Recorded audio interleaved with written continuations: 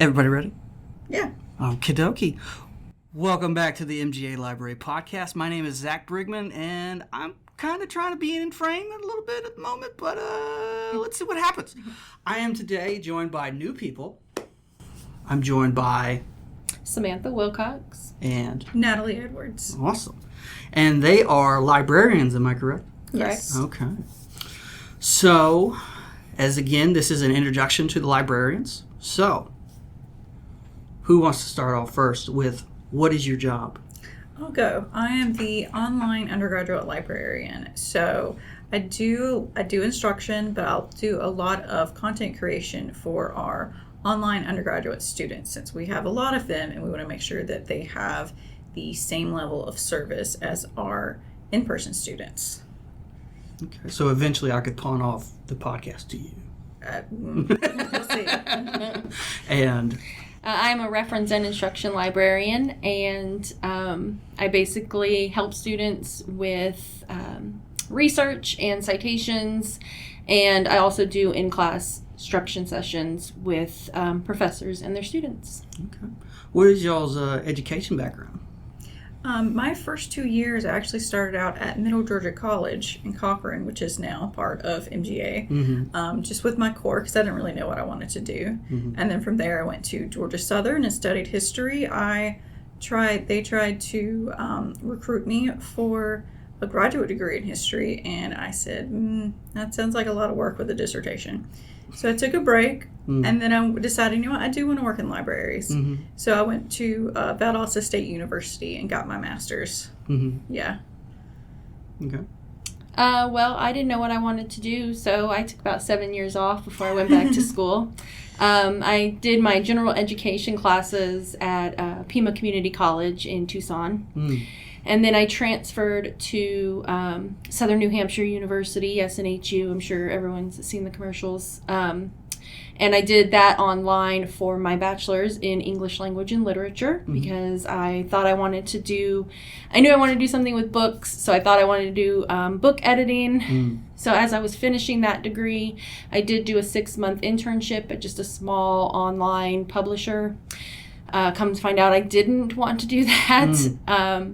So I started working part-time at a public library at that time and decided to go for my master's to be a librarian. So I did that at Clarion University of Pennsylvania, also online. And I completed that, and then a couple years after that, I was working at the public library, and I just recently, about almost 3 years ago, started working here at MGA as an academic librarian. Okay. So, would you all say that y'all's educational experience prepared y'all for your current roles, or would you say that I think it's so. a mix mash? I think so, because there was so much research involved in history that it I kind of learned oh, this is fun. This is like a fun game to try and track down these sources. And so that kind of was another thing that kind of pushed me along towards librarianship, was that. And then working with the public in the public library, which we actually worked together briefly at the public library, kind of helped push that along even further, of being like, oh, it's fun to do this for other people with this too. It's not just trying to think of oh, what's this? Let me go down a rabbit hole. It's like, oh, bring me topics, I'll help you find stuff. yeah. And how would you? I think a mixture of all of my background kind of fits in with this. I can pull a lot of things from my experience in libraries and outside of libraries that help me with being able to help students. And like Natalie said, I always tell students, I'm ready to jump down a rabbit hole with you. So you just give me the topic and I'm just going to run with it. Especially if I end up finding something that is interesting about the topic, then I'm going to probably start looking even after you leave my office. I'm probably going to continue looking. So. Yeah. Okay. Some natural ADHD. Yes, exactly. Yes. Hyperfixations. Yes, So, yeah. Last episode we talked with Ann Williams and Jessica Williams, and I can't remember if they talked about it on the podcast or it was after the podcast, but they mentioned that they kind of fell into the library. Like they didn't grow up wanting to be librarians. Did y'all ever want to grow up to be a librarian, or did it kind of just happen? I kind of did, because my aunt worked at a public library when I was young, and I would go volunteer there in the summer. And by volunteer, I mean I would shelf books and just look at all the things and just hang out there. But I thought it was really fun, and I didn't know that it could be like a deeper career beyond that until college, when I was kind of introduced to, oh, this is what academic librarians do. This would be really fun. And then when I learned about, oh, you can get a master's for this, and you could this could just be your job, then I kind of wanted to, like, I want to pursue that. Okay. Yeah. I grew up in libraries. My dad was in the Air Force, and so traveled a lot, and my mom was a big library advocate. And so whenever we moved to a new city, that was the first thing we always did. We'd find the library. So we'd always get our library card, and, you know, we visited a lot. My mom volunteered. So I grew up in the library, but I never considered working in the library, I guess. Like I said, when I went to school, I thought I wanted to do book editing, and I sort of just fell into the public library and then fell into academic library. So, is there a big difference between the public and academic library? Yes. Yeah. Public is more public facing, public servicing. So it's less about academics and more about what resources can you come up with to help your kind of local citizens. Whereas academic is a little bit more focused in that, like, you know who you're servicing, you know what kind of services you want to provide for them, and how can we best support the university, instead of having to support the community and all the different kind of aspects of it. You kind of get to narrow down a focus of just supporting the university. Okay. yeah, I agree with that. Okay. Yeah. Which one do you like better? I like academic because, like we said, we get to go through these rabbit holes of things a lot more. You get to kind of stretch those researching muscles that we learned in grad school. Yeah. And it's a different group of people that you serve, so it's just different, but I don't know how to explain it. I just like the academic better. Yeah. Yeah. Okay. All right. Well, now we got education. We have professional covered. Let's get into the nitty gritty of, let's get to know you a little bit better. So, what's your favorite book? So that is a difficult question. It is a difficult question. I don't often reread books, but I do have, my favorite books are normally the ones that made the biggest impression on me most recently. And so most recently it's been the Locked Tomb series by Tassim Mir and Head Full of Ghosts by Paul Tremblay. So I like a lot of horror. I like science fiction, fantasy type stuff. That is also a difficult question because, like, you know, you read a lot of books, especially if you enjoy reading a lot of books. I grew up reading Nancy Drew, so Nancy Drew kind of led into my love for, like, historical fiction, or not, but historical mysteries specifically. I always enjoy those. But two books that I always have stuck in my head ever since I read them when I was in, like, the 6th grade, and it's the cliche, the Butler did it. No, it's what is it called? The To Kill a Mockingbird by Harper Lee, and of course The Giver by Lois Lowry. Those two just have stuck with me ever since I originally read them. Was The Giver the one where it's like it's heavily regimented? It's a regimented society. Yes. And one person has the memories of everybody. Yes. That was a good movie too. Yeah. Yes, it was a very good movie too. Yeah, they I did believe really we well. have that in the collection. I think. I believe so. Yes. If we don't, we should get it. I'm pretty sure we have To Kill a Mockingbird. Probably the film version as well, which was also very good. Oh, yeah. But there's actually one scene in the book that they didn't put in the movie that was always one of my favorite scenes in the books. I don't know if did you ever read it? It's been a long time since I've read it. Yeah. There's a scene where Scout and her brother, and I can't remember what their friend's name is. Toby. You're not talking about Boo Radley, are you? No, not Boo Radley. The other little boy. I can't remember what his name is. But they're walking to the courthouse, and they're going through the center of town, like the town square. And there's a gentleman, a white gentleman that they're talking about, and how he pretends to be drunk in order to make it okay for him to socialize with African Americans. But really, Scout tells you in the story that he actually has a Coca-Cola in his brown paper bag, not alcohol. And so I just always liked that aspect of the story. So that's interesting. I don't remember that. It's been a long time since I read To Kill a Mockingbird. Yeah, it's a great book. And yeah. And what was the book that you said? I had two. I had the Lock Tomb series, which consists of Gideon the Ninth, Herod the Ninth, and Nona the Ninth, and Waiting Electo, which gonna have to. I guess it's gonna be a long wait. And those are all kind of set in a kind of sci-fi fantasy type setting. It's necromancers in space is what it is. Okay. And so that's very fun. That, and then there's a lot of just like memes thrown in it that are really funny. And each book is told from a different perspective of someone, but it's still kind of building this world. Someone just runs in, Leroy! I think that may be in there. I can't remember. But there is Captain Wake Me Up inside. Oh, cool. That's funny. But like each book, the world kind of grows a little bit larger and larger to this. It's not just like a series of 9 planets. It's like a whole galaxy and government struggle with things and rebellion, and I think it's just fun. Okay. And then the other one that made a big impression on me recently was A Head Full of Ghosts, which is basically the exorcism, but told from the perspective of an 8-year-old sister of the possibly possessed person. Oh, interesting. Yeah. I think The Exorcist was probably a lot of people in my generation's to experience into the horror genre. Yes, yeah. That was such a good movie. Yeah. And fun fact, I'm full of fun facts. The girl, the lady who did the voice for Pazuzu, smoked cigarettes to make her voice sound like that. That makes sense. That makes sense. I can hear that now. Because why would that child have that smoker voice? Yeah. Interesting. Okay. What's y'all's favorite movie?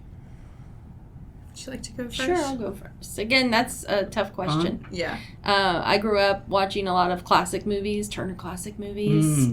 So if you were to ask me, like, what's your favorite Katharine Hepburn movie or your, Clark Gable, I could be a little more specific. But one that is a go-to for me that I don't even really have to watch the movie because I can quote every single line from Roman it. Holiday.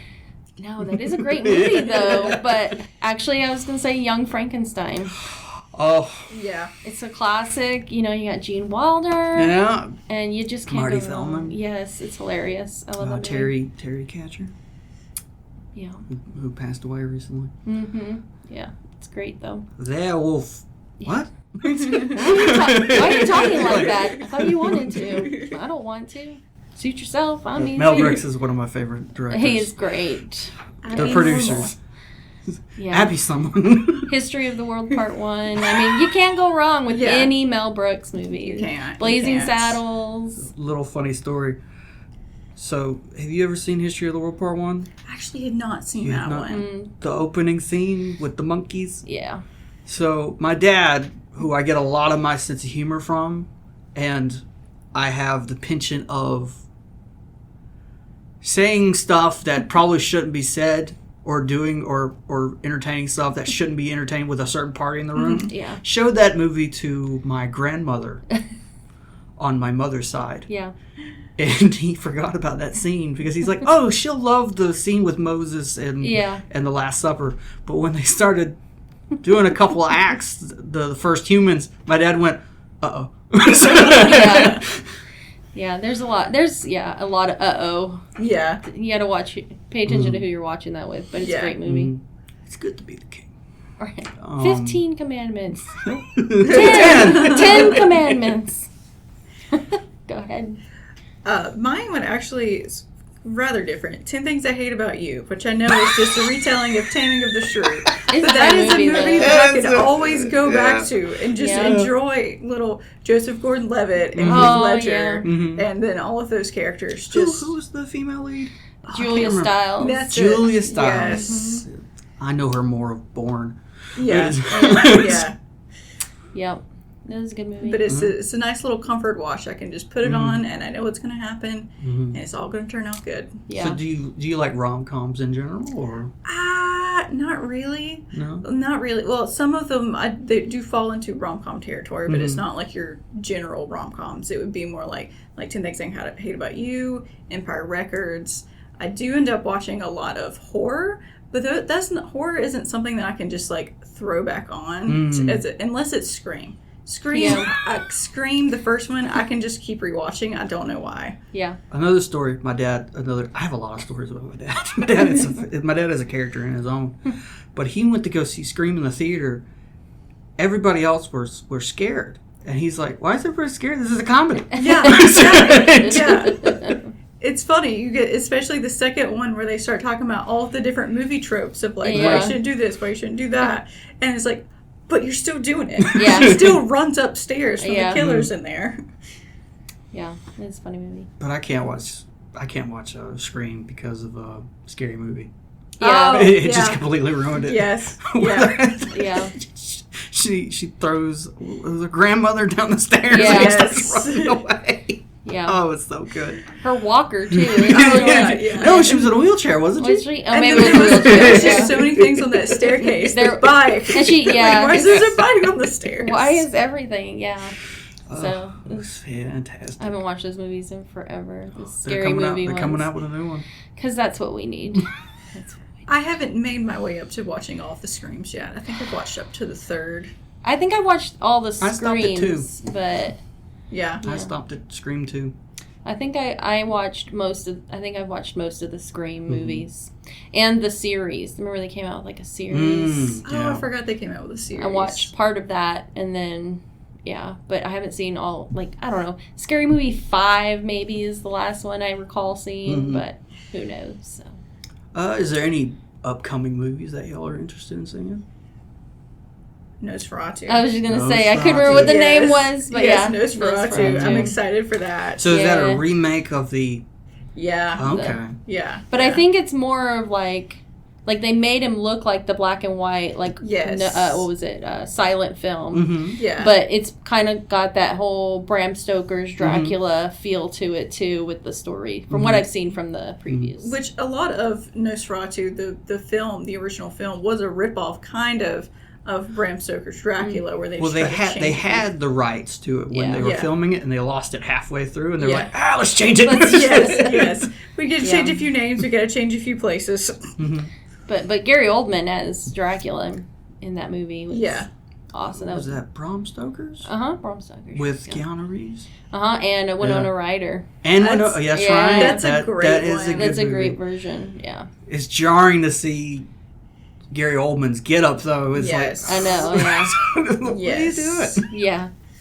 Yeah. I do recommend, speaking of Dracula, I've rewatched the Hammer studio ones from the 50s. Yeah. I recommend Horror of Dracula. It has Christopher Lee as Dracula, and it has Peter Cushing as Van Helsing. Yeah. And they kind of reworked the story, but it's one of the very few movies where they show the fiancée, Lucy, her start as a human, turn into a vampire, and then her eventual death. Oh, that's cool. That's one of the very few iterations that show that. And Bram Stoker is one of my favorite writers as well. Yeah. You can't go wrong with first Dracula, even though the editing could have been better. Yeah. Did you see that they found a new writing from Bram Stoker? Really? Within the past few months? I forget what it's called. Is it like Harper Lee discovered? Oh, no. Actually, I don't know. I think someone just happened upon it in a library. Yeah. Okay. That was a nice little tangent. Yeah. My ADD for the win. So we will have future episodes. Yeah. Future discussions. What is the discussion that you think that should be on the podcast? Excuse me. Maybe the role of AI in research, like the ethical use of AI in research, which that's kind of just like a hot topic right now. Yeah. I actually find it, I mean, I've been doing a lot of side research on generative AI actually, and the literacy part and pulling it into academics, and I find it interesting. And, you know, a lot of what I've seen is should be advocates for generative AI literacy. And so, I mean, I would be interested in discussing that and pulling that in. Which as librarians, we're always kind of adopting these new things. We're not being left in the stacks of things. We to keep progressing and keep current with trends and just what is needed by people. We kind of adopt all these things. Are y'all hesitant with the introduction of AI into academia, or is there certain things that AI should not be used for in academia, like writing your papers? Well, yes. It can be used as an aid in like an outline or helping find new search terms to use to try and help kind of, because sometimes people come with these really complex topics they want to cover, but we can't. It's trouble finding sometimes the right terms to use to search for those. So sometimes that can be helpful. But yeah, just the content creation where you think that you're getting your own essay from it is not or good. Reliable sources. Find your own source. Don't use it for source location. But like she said, outlines are good. I've used it for outlines for my own research to kind of just, you know, get the paper in order. I've used it when I'm helping a student and they send me their assignment and I don't understand the assignment because I'm not an IT person. You know, I'm only so, my limited knowledge of IT terminology. So I've actually thrown it in. The table. Oh, sorry. It's shaking the camera. My bad. Everybody's going to have seasickness now. It's a habit. Anyways, but... Jazz hands. Exactly. But no, so I mean, I've used it to summarize or, you know, be like, put this in simple terms that I could understand. And then it's like, oh, that's what the assignment wants you to do. So would y'all group that together with like a discussion on information literacy as well? Yeah, I think it could be part of that because it's not just information literacy. There's media literacy, there's digital literacy, and now maybe could be AI literacy. Okay. Yeah. Who is somebody that y'all want to see on the podcast from the university? Somebody, faculty, staff, or maybe even a student that y'all been working with who's probably has an interesting take on something in their field, or is doing interesting research, or probably has an interesting story to tell about being a student. I think Monica Miller and possibly her husband, Mark Inslee, just having a conversation with the two of them, because just the things that just in normal conversations you have with them is fascinating, the knowledge that they have. I think putting the two of them together and having a conversation about something, I can only imagine what that would entail. Oh yeah, I can't imagine like what kind of conversations they just have at home. Yeah, right. You're always wondering, like, because every once in a while Mark will throw in like his 2 cents in a subject, and you're just like, it came out of left field, but it's hilarious, or it's, you know, super knowledgeable, and you're like, I need to have a conversation with you people. So. I would say Dr. O'Leary Davidson, just because I am such a horror fan, and to hear kind of the perspective of a woman in horror, I think would be fun. Okay. We're at a 24-minute mark, so we've started a bit. Yeah. That is, I mean, my previous guests, Ann and Jessica, because I have a tendency to ramble, that my introductions will be done throughout the series, throughout the episodes. Yeah. So if y'all want, y'all can ask 2 questions. Or we can ask 3 questions, so 1 question each and 1 big one. So what would y'all like to do? What was the last book you did not finish? Okay. So is that the group one, or is that your question? That's just the group one. Yeah. But we also want to know why you didn't finish it. Yes. Okay. So the last book I started was Under Western Eyes by Joseph Conrad, because Dr. Kearney, our very first guest, told me about it, and I was like, oh, that's very interesting. And the reason why I stopped reading it was because Ann Williams turned me on to a book series called the Kate Daniels series, and I listened through Audible, and there's a company called Graphic Audio where they have dramatizations where it's like a radio play. Yeah. And so they do novels, and I've been listening to those, and they released one, and I haven't gotten back to Under Western Eyes and what's interesting is that the Kate Daniels series is urban fantasy, and I'm not a big fan of that, but the characters are written so well. And what's interesting is a husband and wife team as well. Yeah. Which I think is probably what helps it out. But gosh, urban fantasy has never really piqued my interest, but this story is like it's got monsters from different cultures. Yeah. It's got vampires of different cultures, real vampires, not sparkle in the sunlight. Yeah. It's got werewolves. It's got other types of shapeshifters. It has interesting relationship between magic and technology, where technology can't work when magic is working. Okay. And it's very interesting. It's called the Kate Daniels series. The first book is Magic Bites, and it's fascinating. Have you ever had a book that you didn't finish just because you did not like the book? That's a lot.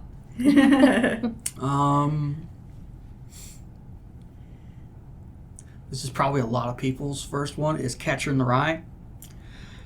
Oh, yeah. Yeah, main character. I was Caulfield. angsty when I was a kid, and I was reading that, and I was like, oh, I suck. Yeah. Opened your eyes. I'm like, oh, the world's not that bad. I never had to read that book. That was never a required read for us. That's the problem. It wasn't required reading. I just picked it up. I did finish it. I read it in high school too, in my angsty phase. Yeah. And I did finish it. I did not reread it because it did not need to be reread. Yeah, I never read it. Do you have, just off the topic, off the cuff, what's the question you have? I'm not good at off the cuff. Worst movie, in your opinion? I've seen a lot of movies, and here's the problem with that. I like a bad movie. Is there a movie so bad though that you don't even like it? Yeah, you don't even like it. Because it is fun to watch a bad movie and to make fun of a bad movie, but occasionally you do come across movies that are just so bad. It's just you like have to turn it off. I can't. Yes. Like I can't even get past the first 15 minutes. Yeah. Oh, I'm gonna get black. Napoleon Dynamite. Really? I can't get past the 15 minutes. I'm like, oh, I don't like your voice. It's I can see that, but it's a funny movie. It is a funny movie. That is a movie that I can just put on in the background if the internet's out and just... I haven't watched it in forever, but it is a funny movie. Yeah. It's not good. My go-to bad movie is Total Recall, though. Oh, okay. With Arnold. I was gonna say the original. The original. The remake wasn't good either. Yeah. Aesthetically, it was pleasing, but I think my go-to bad movie is Twilight. Ugh. Because I can just turn it on and just like make fun of it. Just look at it and be like, oh my gosh. That's not how vampires work. Yes. Like, why do you keep making that face? I don't think I have a go-to bad movie. Nothing comes to mind. No? Mm-mm. You just watch Academy Award-winning films? That's right. No. Yeah. You only have good taste. I don't know about that, but I only watch movies that I enjoy. Yeah. So, yeah. Whether somebody else agrees with it being good or not. Yeah. Mm-hmm. So. Oh, man, now I want to watch Roman Holiday now. Have you ever seen Roman Holiday? I've not seen Roman Holiday. That was Audrey Hepburn's first role, and she Wow. won an Academy. Was it Academy Award for I it? think so. Yeah. She's a with good Gregory actor. Peck. Yeah, she's a great actor. Yeah. Do you ever see the Thin Man movies? That's like relationship goals for me. It's a husband and wife. Yeah, and he's an ex-police officer, and she's kind of like a socialite. Yeah. But it was recorded in like the 30s, I think, and so just the way that they bicker, like, I'm just thinking like, a wife wouldn't talk to her husband like that in that time period, but it's hilarious. Well, that was in the 30s, right? So that was probably pre-code. Yeah. So, but yeah, I recommend researching pre-code movies. Oh, yeah, before the Hays Code. The Hays Code? Yeah. There were tons of female directors tackling subjects that were taboo even today. Yeah. It's fascinating. Yeah. So. All right, we're at 30 minutes now. How do y'all want to end this? Like and subscribe. Theme song, go! do, do, do, do. Don't get us flagged. Do, do, shibbity bop bop. All right. Like, comment, and subscribe, and please share it, people. I think that's a big thing that we got to learn to do is the marketing bit. Yeah. The marketing bit.